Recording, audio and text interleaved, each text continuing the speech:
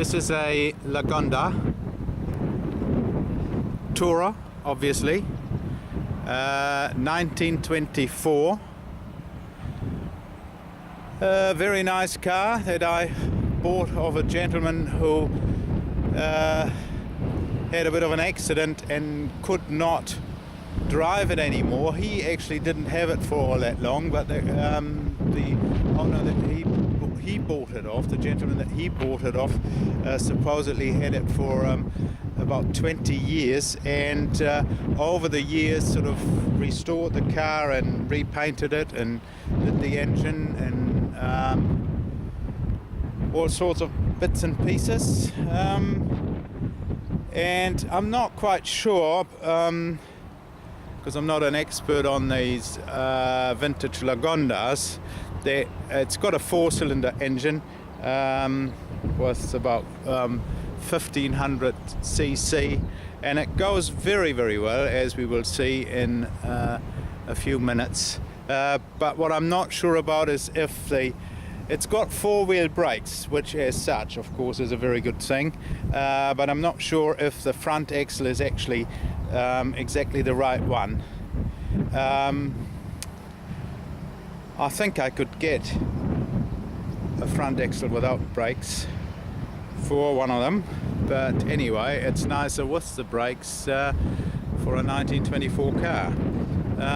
It's got an absolutely lovely honeycomb radiator, which in itself would cost a fortune to make.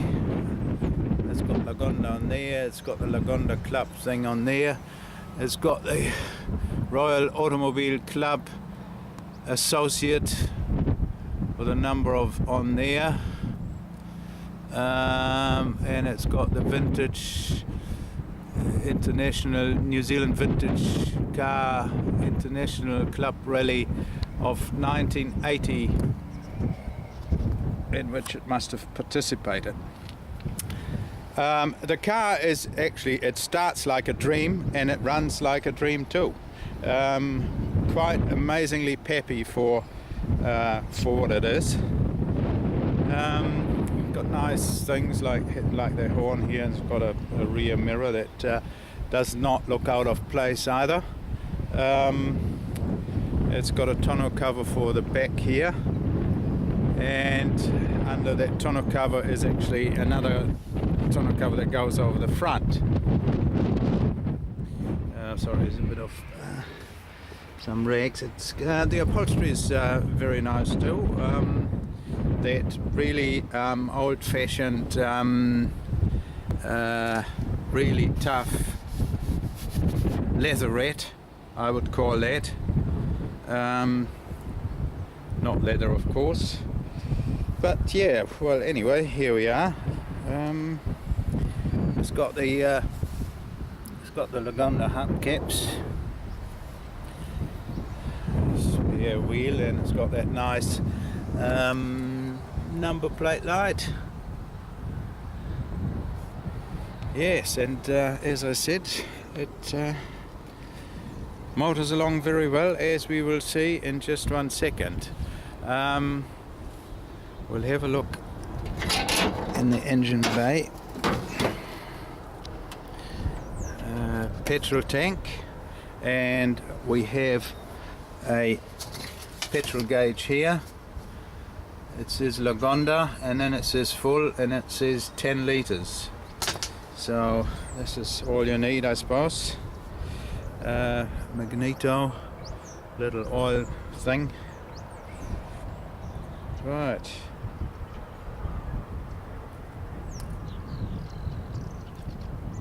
Alright, have a look at the other side. Right, here we go.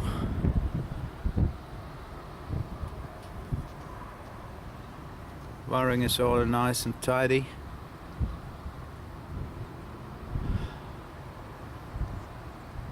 All filler magneto, breather, etc.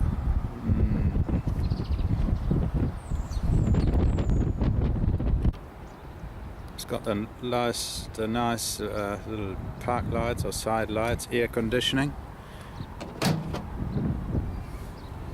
I think you can lock them from the inside. The instrumentation is very nice. We've got a clock there. To be quite honest, I don't know if that clock works. To start the car up, it's got, I don't know if one can see it, it's got there's the choke ring there, but we've never used it. We didn't have to use it. It starts first pop, and there's a petrol tap there, and you turn it clockwise and it turns it off, and anti-clockwise you turn it on. It's got the Lagonda switch here. This is ignition on and it's off. It's got the thing here with the numbers on it.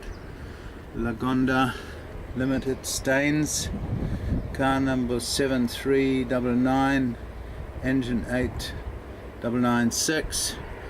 To be quite honest, I haven't checked if that is still the engine that's in it. The combi instrument there, and the dashboard light, and the vacuum wiper motor, which goes very, very well. In fact, it goes so well we can't even quite get it to stop. Right, okay, well, we'll see if we can have a drive in it. Right, I've pulled the cover off a bit, and the seats in the back and all the doors, and some nice carpet for the passengers. Right, okay, let's go for a drive. Right, we see the oil pressure gauge here. Engine runs beautifully. Actually, I sort of interrupted that. So the petrol tap is down there, and then it's got a I'll put my strap my trousers there.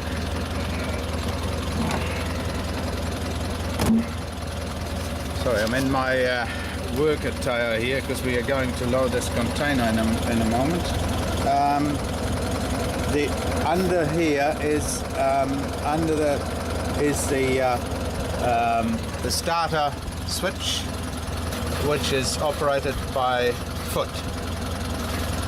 Right, okay, let's right, it's a gate change, and it tells you what the gears are: 1, 2, 3 and 4, and reverse. The handbrake off, and here we go.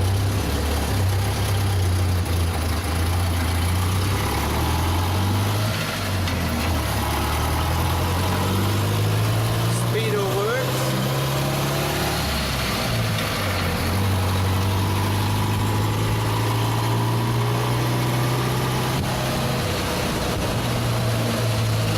Certainly very good oil pressure.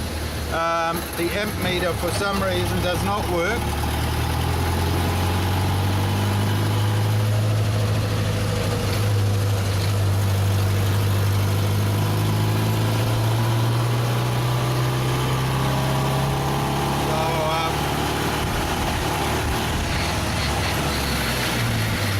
We're still in third gear now, and I have to brake here because we've got that intersection here, so we'll start again. First, second, third,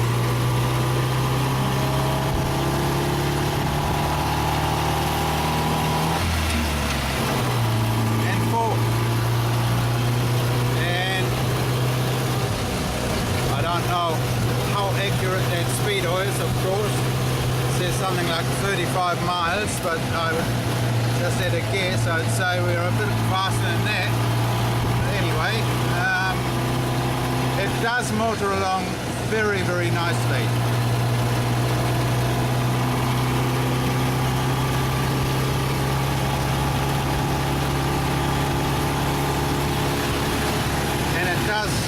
top as well. Right, we turn around here. The turning circle, I have to say, is not like a modern car. Anyway, you don't accept it. You don't expect that probably.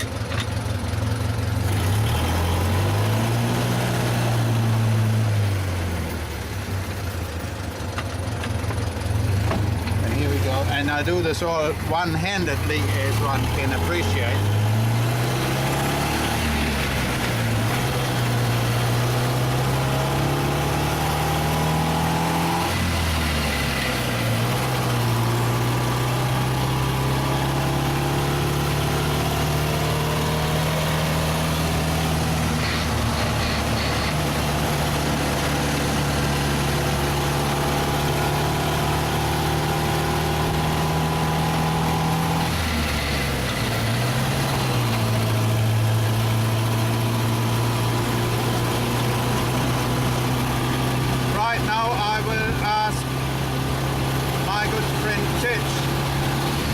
Drive the car up and down the road for us so we can actually see it and appreciate it from the outside.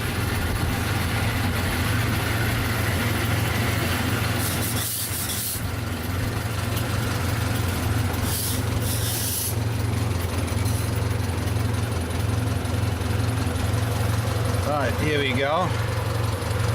Pull the handbrake is opposite. You pull it and then you push the button in. Take it out of gear, and as I said, it idles beautifully.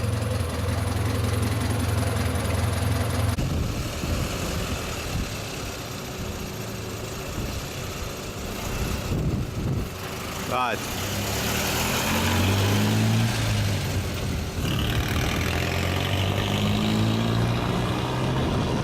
See, he's never driven that car before.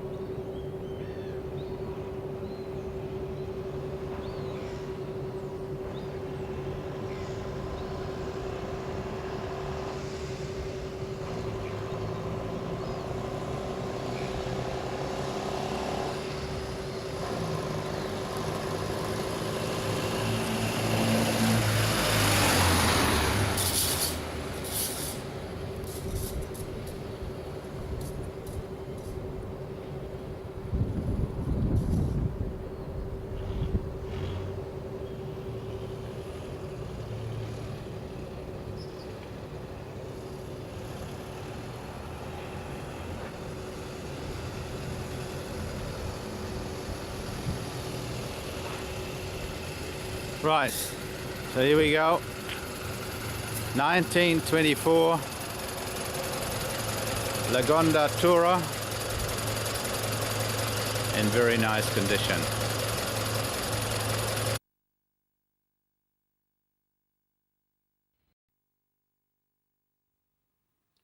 Well, last but not least, on the 24 Lagonda, a lot of historical documentation here that came with the car. This car magazine from May 1965 has got the car on the cover page. It's definitely the car because it's got the same registration number. We've got quite a bit of information here, and when parts were reproduced and stuff like timing chains. I saw something there, engine rebore. The timing chain, that was actually reasonably recent. I think it was the timing chain, 1996.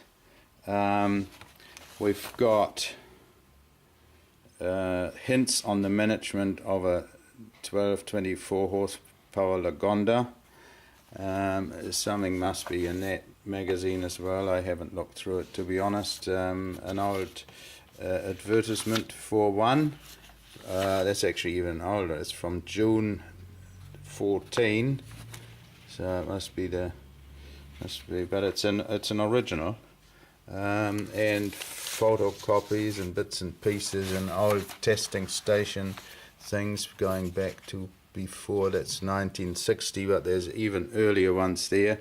And probably most importantly, we have the current registration paper here, which is going to be changed into our name.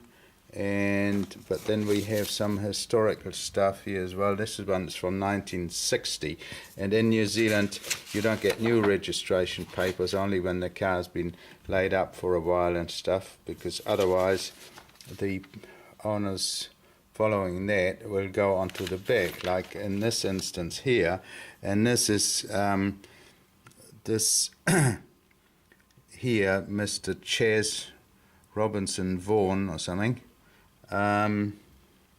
He acquired the car in, I think it's 26 January 1946, and he sold it to Barry Edward Robert in 1957, so he had it for 15 years, but here is, and then I think this man restored it and re-registered the car in 1960, and I think he actually kept it, and the last on the last registration papers here, Colin Walter Brooks, he acquired the car in 2013, and so he hasn't had it very long and sold it to me because he had his health was deteriorating, and in particular he had sciatica or something. He couldn't drive the car anymore.